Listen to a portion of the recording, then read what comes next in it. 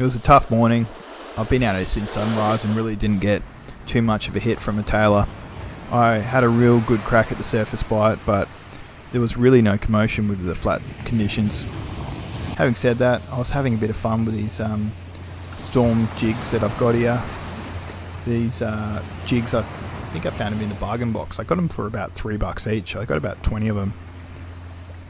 I've just added in 2 assist hooks on the back. Probably not the best idea for going for Tailor because they're likely to be bitten off, but I actually got a couple of small pinkies on it.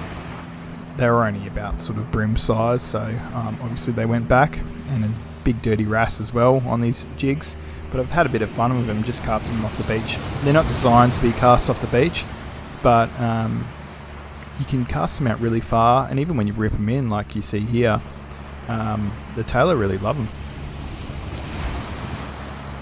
Most of the time I've just been casting them out, letting them sink down, giving it 2 hops up, sink down, 2 hops up, sinking down. I've really been enjoying using these jigs and even micro jigs off the beach lately, catching snook, Tailor, skippy, little snapper, hopefully for some flathead soon as well.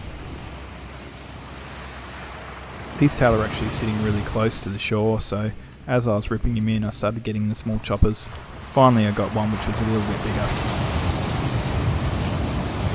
I was really just after one fish today. All I wanted to do was cook up this teriyaki fish recipe that I've been wanting to cook up, and finally got a nice sized one. It was crisis averted, so we didn't have teriyaki wrasse. There you go, you can see it's got the stock hook and then 2 tiny assist hooks that I've added on. The assist hooks aren't really Tailor proof, but it worked okay this time.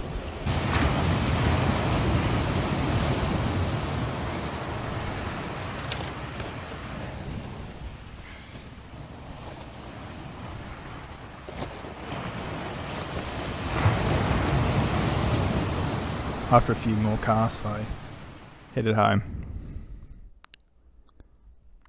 So again, I'm going to cook up the teriyaki fish dish today. So first off, I took off the fillets, took out the bloodline, so I had 4 little pieces, and then I started off making the teriyaki sauce. First off, I get about a spoonful of ginger, so you can grate it skin and all, and then finally chop up the just 1 garlic clove here. With this recipe, I guess you just double the ingredients I put in here depending on how many fish you have. This is made for the 1 small fish. The fish was probably about 38 centimeters or whatnot, so you can double this if you've got a couple of fish that you're going to do. I sort of guesstimate most of this as well. I didn't actually measure anything when I list how much soy and other, I guess, ingredients I put in here. One of the important things though is if you have a microplane, use that. I don't know where mine is, but microplaning the garlic and the ginger is a really good way to make sure it doesn't go too woody. You just don't want your teriyaki sauce to have like woody chunks of ginger in it, so having fresh ginger and grating it is good, and make sure you don't use any sort of jarred garlic. Jarred garlic will ruin the sauce of this one, so make sure you use a fresh garlic clove. So I'll chuck that into a little pan, add in, I don't know, probably about half a cup to a cup of light soy. So I think I said 150 ml here. Then I'll add in the mirin. This was actually just mirin seasoning that I got from Coles. If you got real mirin, even better. This mirin seasoning will have a little bit more sugar than normal mirin. So if you're going to use real mirin, add in a bit more brown sugar. Here I've just added about 1.5 teaspoons. I've just added a few drops of sesame oil here. Just go sparing with this. You're better off adding less than more, because if you add in too much you'll ruin the sauce. So a few drops to start off with. If you want to add more in, just add it a few drops at a time. I'm going to coat the fish in a flour and sriracha seasoning mix. If you don't have this, or you don't want to bother getting it, then I'll just add in a little bit of like chili powder and garlic powder. Really just want salt, pepper and flour, because a lot of it's going to come from the teriyaki sauce, but I really actually like this little sriracha mix. Mix it all together, then just roll your fillets in a little bit later.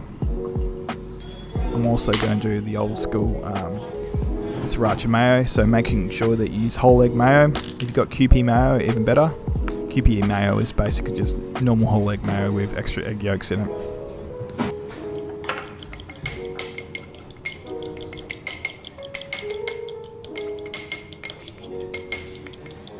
I'll then chuck that on a low heat and simmer that for 5 to 10 minutes. Stir it regularly so the brown sugar doesn't burn to the pan as well.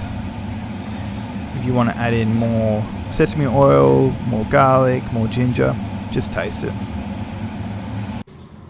So I've patted dry my fillets before I roll them in the flour, and then I'll put it into some hot vegetable oil. So I use the back of the wooden spoon. When I see the bubbles bubbling away, I'll place the fillets in and add them into the hot oil facing away from me, just so I don't splash myself. Literally just 1 minute each side. That's all they need. These are, small thin fillets. 1 minute each side is all you need. Yes. If you want to make your teriyaki sauce thick, just add in a little bit of corn flour and water, mix it up and pour it in, and it will thicken up the sauce. It's not really needed, but it can be nice presentation wise. This one I just left thin, mainly because it didn't have any corn flour.